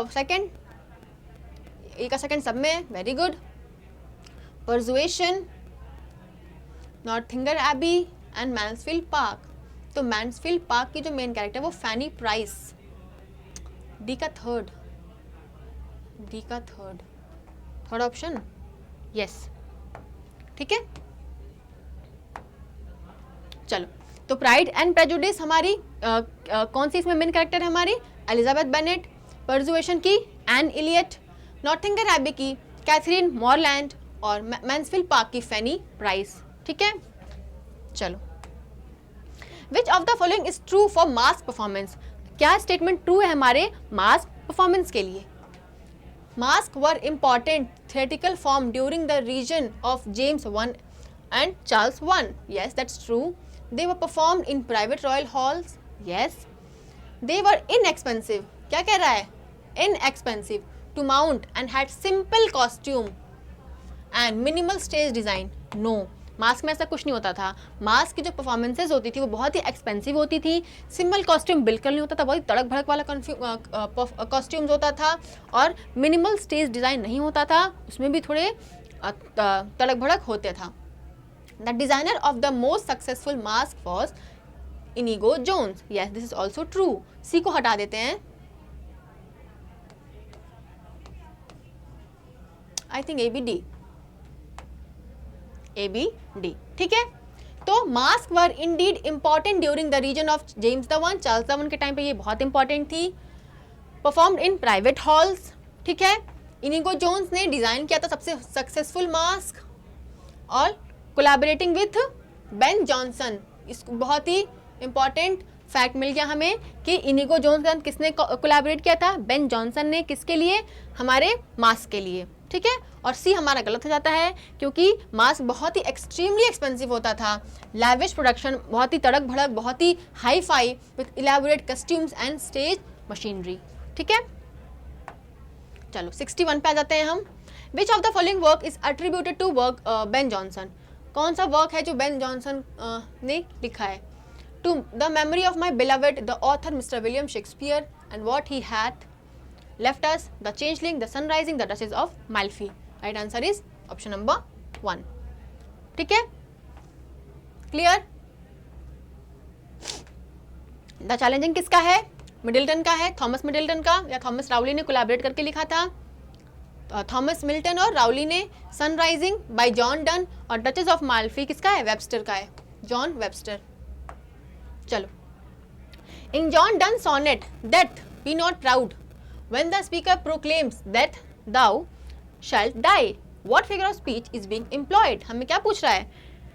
फिगर ऑफ स्पीच पूछ रहा है इस लाइन में, that thou shalt die, ठीक है। ये लाइन यहाँ पे भी मेंशन है, डेथ के बारे में बोल रहा है, die, डेथ और die, क्या लग रहा है आपको? क्या है? One short sleep past, we wake eternally,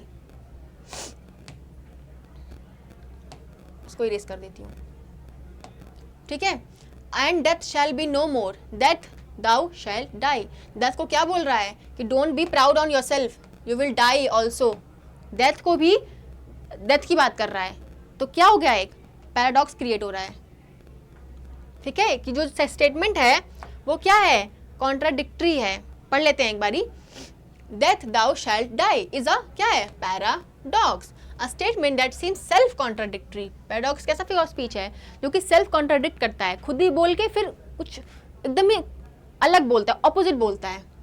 but reveals a deeper truth, क्या रिवील करता है? एक अलग सा ट्रूथ रिवील करता है। Death which causes death in others, death जो है दूसरों में डेथ लाता है। It is self declare to die, उसको खुद कहे राइटर कि तुम खत्म हो जाओगे। When souls achieve eternal life, जब सोल्स को क्या मिलेगी? इटर्नल लाइफ मिलेगा। This is paradoxical because death can not literally die. ये पैराडॉक्सिकल है क्यों? क्योंकि डेथ थोड़ी मार सकता है भाई, yet spiritual it can be defeated. Clear? चलो, match the Indian writings in English with their authors. Okay, desirable daughters, that long silence, the inheritance of loss, the artist of disappearance. The long silence is by Shashi Deshpande, B का 4th,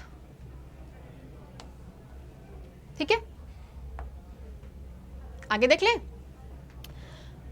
desirable daughters is by Bharati Mukherjee. The long silence, that long silence is by Shashi Deshpande. मुझे याद था कि long silence किसका है, शशि देशपांडे का है, एक ऑप्शन लगाया, बाकी देखने की जरूरत नहीं है. ठीक. The inheritance of loss, Kiran Desai. The artist of disappearance is by Anita Desai. चलो, match the literary awards in list 1 with their correct description in list 2. ठीक है, अब हमें अवार्ड्स दिए गए हैं, किसके लिए वो अवार्ड्स दिए जाते हैं हमें वो बताना है. क्लियर? आप देखो, इसको पढ़ो. Booker prize, Hugo award, Pulitzer prize और नोबेल प्राइज. तो Booker prize recognizes outstanding achievement in science fiction and fantasy. तो साइंस फिक्शन फैंटेसी के लिए ह्यूगो अवार्ड मिलता है. ठीक है, बी का 1 दिस. क्लियर? आगे भी देख लेते हैं. Awarded annually for the best novel written in English and published in UK or Ireland. Honoris exceptional work in journalism, literature and musical composition. Or recognized author who have produced in the field of literature the most distinguished work in idealistic direction. तो ये हमारा जा रहा है Nobel prize का ही definition है ये, कि ऐसे ऑथर्स को मिलता है जो थोड़े रिकॉग्नाइज्ड हों और उन्होंने लिटरेचर की फील्ड में कुछ बहुत ही बेहतरीन किया हो, तो उसे हमें नोबेल प्राइज़ देते हैं. ठीक है, और पुलित्जर प्राइज़ का भी सेम मैच किया गया है. ठीक है, और बुकर प्राइज़ अवॉर्डेड एनुअली मिलता है ये. Best novel written in English published in UK और आयरलैंड. ठीक है, इंग्लिश में लिखा हो, बेस्ट नॉवेल हो और यूके और आयरलैंड में पब्लिश हो, सो क्या मिलता है, बुकर प्राइज मिलता है. क्लियर? चलो, match the following African novels in list with the authors. ये अफ्रीकन नॉवेल्स हैं, ये राइटर्स हैं, मैच करना है. Things fall Apart, Nervous Conditions, Half of a yellow Sun, Season of Migration to the North. हमें पता है कि Things fall Apart Chinua Achebe A का थर्ड, सेकंड और थर्ड में आ रहा है. Half of a yellow Sun Chimamanda Ngozi Adichie का है. ठीक है, सी का फर्स्ट, फोर्थ ऑप्शन. क्लियर? बाकी पढ़ लो आप लोग. इंपॉर्टेंट यही है आपके, थिंग्स फॉल अपार्ट और half of a yellow sun. बाकी छुटपुट राइटर्स हैं, छुटमुट वर्क्स हैं, बस आप देख लो. चलो, which of the following is a part of Anthony Burgess Malayan trilogy. ठीक है, a Clockwork Orange, Time for a Tiger, the Enemy in the Blanket, Beds in the East. हमें बताना है कि इस ट्रायोलॉजी का कौन कौन सा पार्ट है.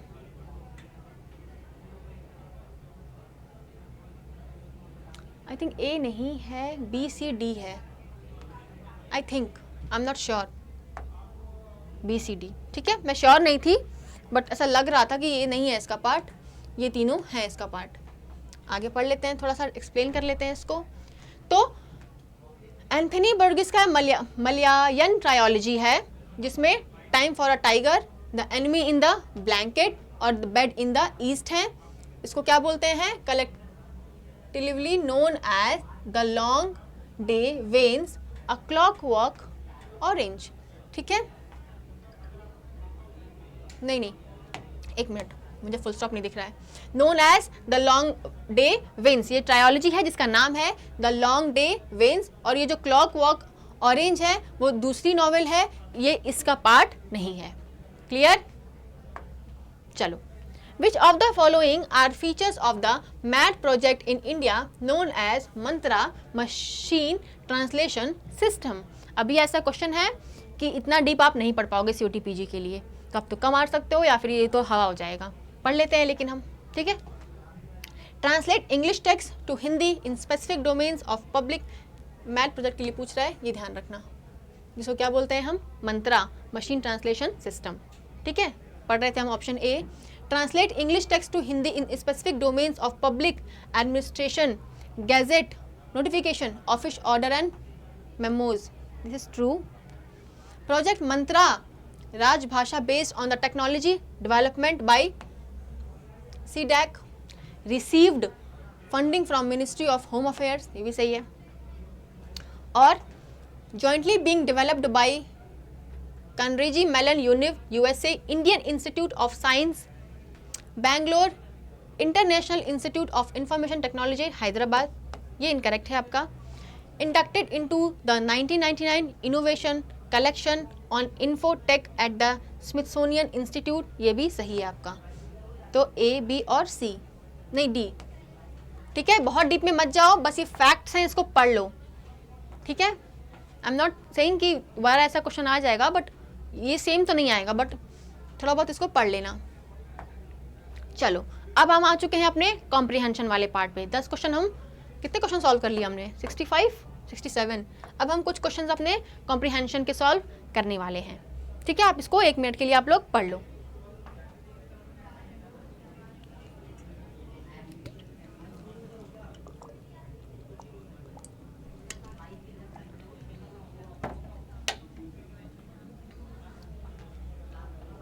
पढ़ लिया? क्या बताया था मैंने टेक्निक कॉम्प्रिहेंशन सॉल्व करने की आप लोगों को, कि हम पहले क्वेश्चंस पढ़ेंगे, इतने बड़े पैसेज में पहले नहीं कूदेंगे, पहले क्वेश्चन पढ़ लेंगे, ताकि अगर कुछ मैच हो रहा है तो दिमाग में तुरंत क्लिक करे हमारे, ठीक है। चलो पहला क्वेश्चन क्या है? Identify the figure of speech in floating on a mist bosom to a light. अब हमें फिगर ऑफ स्पीच पूछा है, तो इस क्वेश्चन के लिए हमें पैसे में जानने की जरूरत ही नहीं है, हम अपने कॉमन सेंस से इसका आंसर दे सकते हैं। मिस्ट बूजम, मिस्ट मतलब ड्रॉप, रेन ड्रॉप, बूजम मतलब हार्ट या चेस्ट। तो किसी नॉन ह्यूमन को एक ह्यूमन ट्रेट दे रहा है, तो पर्सोनिफिकेशन, यस, ठीक है। Floating on the mist bosom to a light, example of personification. The mist is a given a human body part. Mist को क्या बोल रहा है? Mist bosom, उस ड्रॉप का, उस रेन ड्रॉप का हार्ट या chest. Attributing human characteristics to non-human natural phenomenon. किसी नॉन ह्यूमन को एक ह्यूमन ट्रेट दे रहा है, रेन ड्रॉप को क्या दे रहा है? बोजम का ट्रेट दे रहा है, उसका दिल, उसका चेस्ट, उसका हार्ट। तो ये क्या हो गया? हमारा पर्सोनिफिकेशन का एग्जाम्पल हो गया। Comprehension, which of the following is not true about the above poem. ठीक है, इसको पढ़ लेते हैं, फिर हम कॉम्प्रीहेंशन पे चलते हैं। It celebrates the flora and fauna of Bengal, मतलब बंगाल की बात हो रही होगी maybe. It underline the theme of force migration, okay. It is about poet's ecological concern. It represent the poet's response to the partition. चलो एक बार पढ़ लेते हैं। I shall return to this Bengal by Jibanananda Das. तो किसके बारे में बात हो रही है? बंगाल के बारे में हो रही है। तो ऑफकोर्स बंगाल के बारे में बात हो रही है, तो जो पहला स्टेटमेंट था कि फ्लोरा और फौना के बारे में बात हो रही है बंगाल के, तो वो सही होगा स्टेटमेंट। पोएम पढ़ लेते हैं। I shall return to this Bengal to the Dhansiri's bank, perhaps not as a man but as a myna or fishing kite. वो कह रहे हैं कि मैन के जैसा नहीं आऊंगा, मैं माइना या फिर फिशिंग काइट बन के आऊंगा, और डॉन क्रो या क्रो बन के आऊंगा। Floating on the mist bosom to all right, जो हमारा फिगर ऑफ स्पीच यहाँ से पूछा था।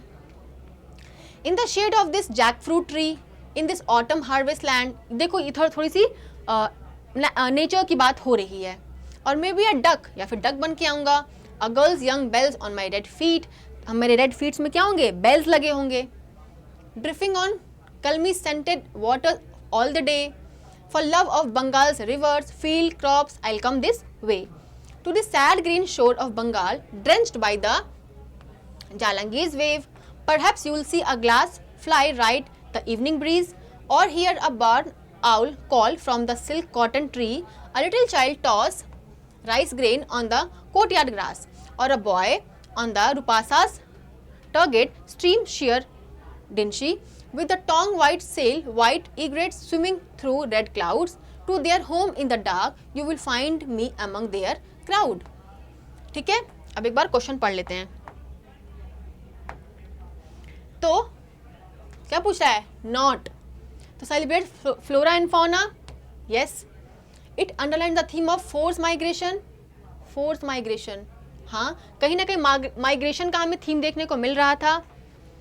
It's about the poet's ecological concern, ecological concern तो नहीं देखने को मिला हमें. It represent the poet's response to partition, हाँ माइग्रेशन है तो पार्टीशन की बात तो होगी ही होगी, तो मे बी हमारा सी ऑप्शन राइट हो जाएगा. नॉट पूछ रहा है ना, तो ये हमारा अबव पोएम में मेंशन नहीं है. ठीक है, तो पोएम क्या कर रहा है, सेलिब्रेट कर रहा है बंगाल के नेचुरल ब्यूटी को, और क्या कर रहा है, एक्सप्रेस कर रहा है लॉन्गिंग टू रिटर्न होम, वो वापस घर जाना चाहता है, अपने बंगाल जाना चाहता है. It celebrates fauna and fauna, okay, reflects force migration themes और represents response to a partition, एक पार्टीशन के तरफ एक रिस्पॉन्स दे रहा है और फोर्स माइग्रेशन की थीम को रिफ्लेक्ट कर रहा है. ठीक है, इकोलॉजिकल कंसर्न जैसा कुछ नहीं है. It is about love for homeland loss due to partition. ठीक है, पार्टीशन के लिए एक दुख है मन में और होमलैंड छूट गया उसका दुख है, तो पूरी पोएम हमारी उस पे बेस है. ठीक है, चलो. What does the poet imply when he says that he might not return as a man? जब पोएट कह रहा है कि हो सकता है मैं एज अ मैन रिटर्न ना करूं, तो वो क्या कहना चाह रहा है? He knows he will be reincarnated as a miner or fishing kite. No. He wants to remain close to the Dhanshiri's bank. Humans are bound by geopolitical borders. He possesses a special fondness for flora and fauna. What does the poet imply when he says he might not return as a man? वो क्या कहना चाह रहा है कि वो poet क्या कहना चाह रहा है कि जब वो कह रहा है कि मैं एज अ मैन रिटर्न नहीं करूंगा. He knows he will be reincarnated as a miner or a fishing kite. He wants to remain close at Dhanshiri's bank. Humans are bound by geopolitical borders. I think यही है. He possesses a special fondness of flora and fauna. I think option third.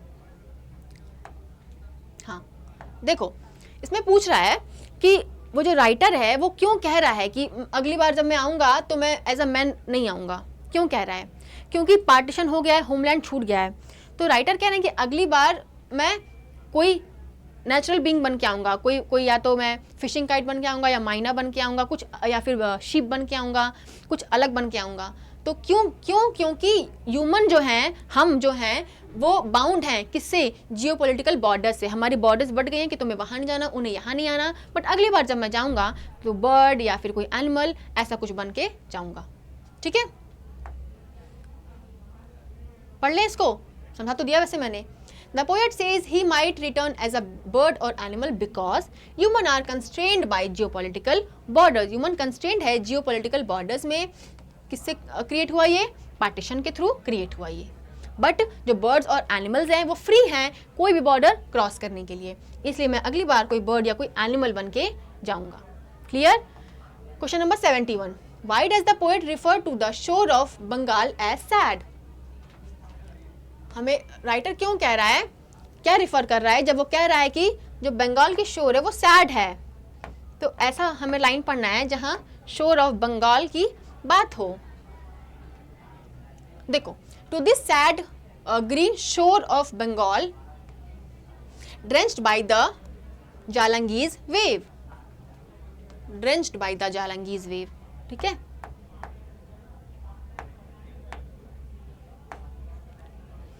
चलो. It has become green and mossy. No. Many of Bengal's inhabitants have left the place. No. It is drenched by the wave of Bengal's. Wave of Jalangi. Yes.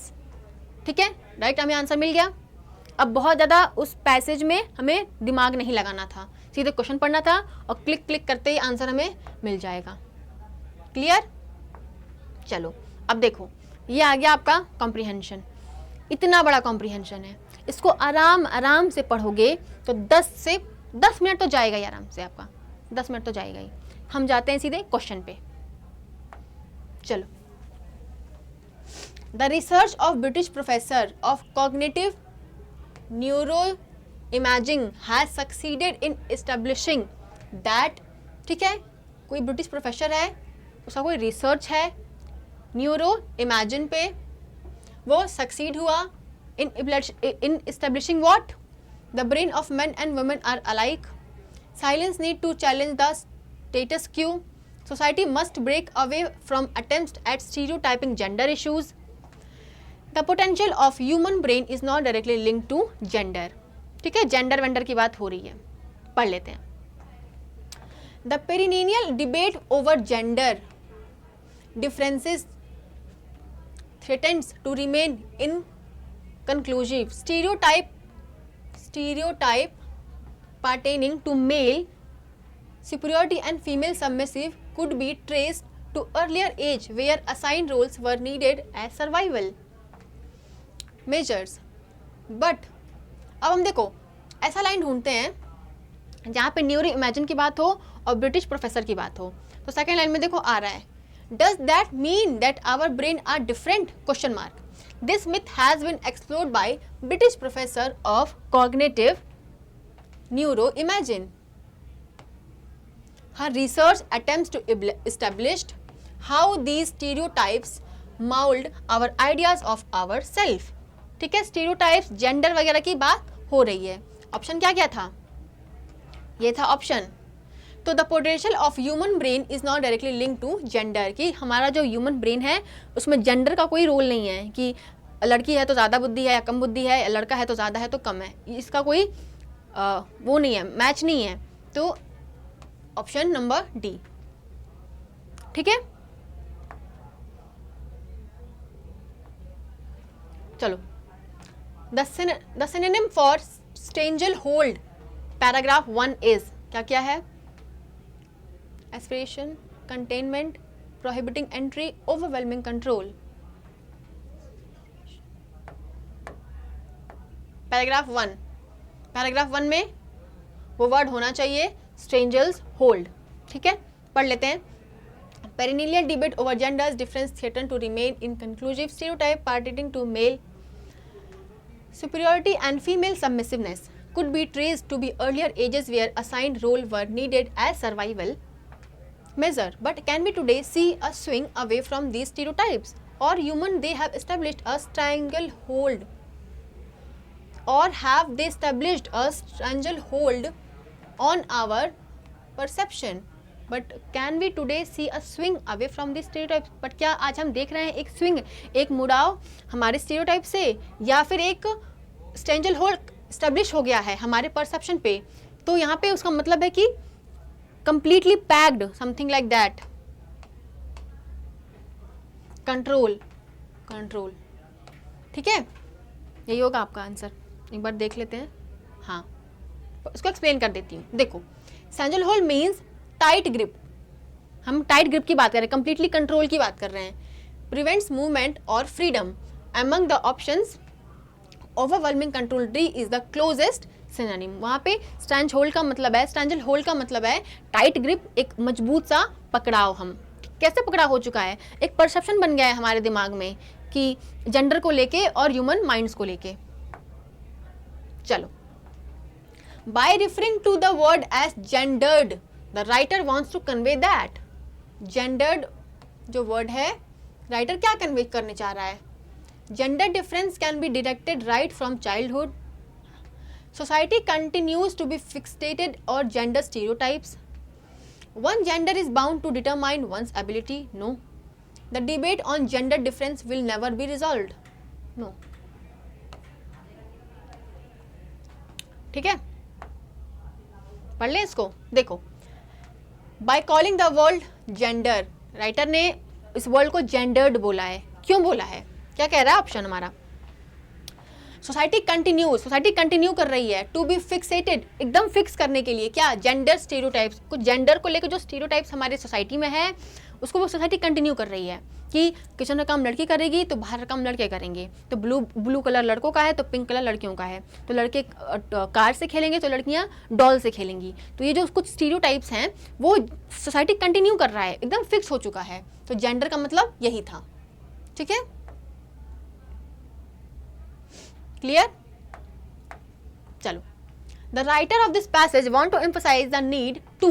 हमारा जो writer है इस passage का वो क्या emphasise करना चाह रहा है, कैसे नीड को.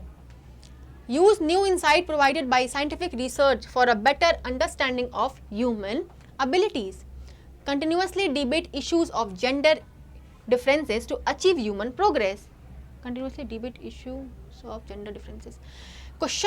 Question the findings of scientific inquiry into the functioning of human brain, या फिर accept gender differences as essential to survival of human species. No. Use new insight provided by scientific research for a better understanding of human abilities. I think option A. Yes, ठीक है। तो हमारा writer क्या चाह रहा है कि कुछ साइंटिफिक रिसर्च हो, मतलब यूज न्यू इंसाइट, कुछ न्यू इंसाइट्स यूज हो हमारे साइंटिफिक रिसर्च में, जिससे हम अच्छे तरीके से ह्यूमन एबिलिटीज को पढ़ सके, समझ सके। ठीक है, तो option number A. The writer emphasizes using new scientific insight that brains are not gender determined. हमारा ब्रेन जेंडर डिटरमाइंड नहीं है, ब्रेन को नहीं पता कि आप लड़का हो कि लड़की हो स्टार्टिंग में। To better understand and unlock human abilities. ठीक है, the passage urge moving beyond binary thinking and accepting that brains are highly individualized, profoundly adaptable and full of unbounded potential. Clear? पूरा पैसेज पढ़ने की शुरू में ज़रूरत नहीं है, पहले क्वेश्चंस पे जाइए, ऑप्शंस पढ़ लीजिए, फिर थोड़ा सा पैराग्राफ में जाइए। हो सकता है आपको पूरा पैराग्राफ पढ़ने की ज़रूरत ना पड़े। ये मेरा तरीका है पैसेज सॉल्व करने का या करवाने का। Okay, clear? समझ में आया? क्वेश्चन नंबर 1 से क्वेश्चन नंबर 75 तक हमने पूरा सॉल्व किया है। Chrono, characteristics, themes, writers, comprehension, everything. मुझसे भी गलतियाँ हुई हैं, आपसे भी हो सकती हैं, कोई बात नहीं, दैट्स ओके।